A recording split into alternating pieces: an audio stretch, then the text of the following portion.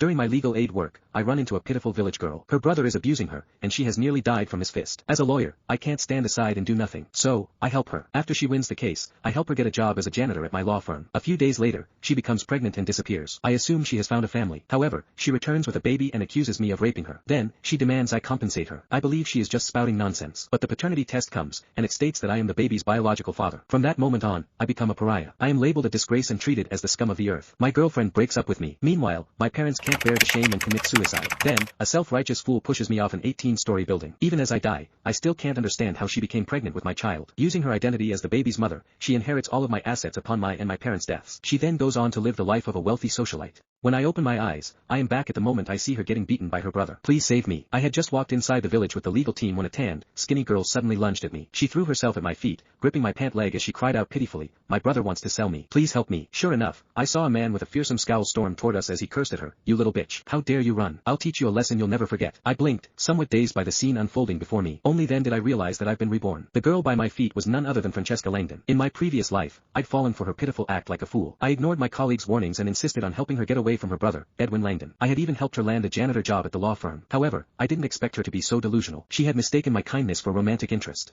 Not only did she tell everyone that I was pursuing her, but she also barged into my office in a revealing outfit when I was working overtime. Her boldness shocked me. When I snapped out of it, I sternly rejected her and advised her to have some self-respect. She became spiteful and told me that I'd regret my actions tonight before leaving the law firm. Soon after, my colleagues told me that they'd bumped into Francesca at the hospital. She was at the OB/GYN for her prenatal checkup. I naturally assumed that she'd gotten married and paid no mind to it. Not a year later, she suddenly came to the law firm and accused me of raping her in front of a bunch of reporters. She then claimed that the child in her arms was proof of my misdeed. I thought she was being ridiculous. So, I didn't take it seriously. I never expected her to produce a paternity test. The results stated that I was indeed the child's father. I didn't know how to react. I tried to defend myself and say that I was innocent. Unfortunately, no one believed me after seeing the paternity test. The law firm fired me, and I'd been blacklisted in the legal world. Word got out, and even the netizens were baying for my blood. At one point, someone even vandalized my house. In the end, I was taken away by the authorities. When my girlfriend, Talia Claremont, found out about this, she promptly broke up with me. My parents couldn't handle the cyberbullying. They were so disappointed and ashamed of me that they eventually committed suicide. Meanwhile, Francesca used me as a stepping stone. She packaged herself as an innocent and resilient streamer. No woman would ever use their reputation to accuse a man, she said to her audience. If I could, I'd rather not be famous because of my tragedy. Her oh-so-innocent words and her red-rimmed eyes immediately made her audience wish I were dead. After my release 2 weeks later, one particularly self-righteous netizen pushed me off an 18-story building. I died that day. In the meantime, Francesca became a famous streamer.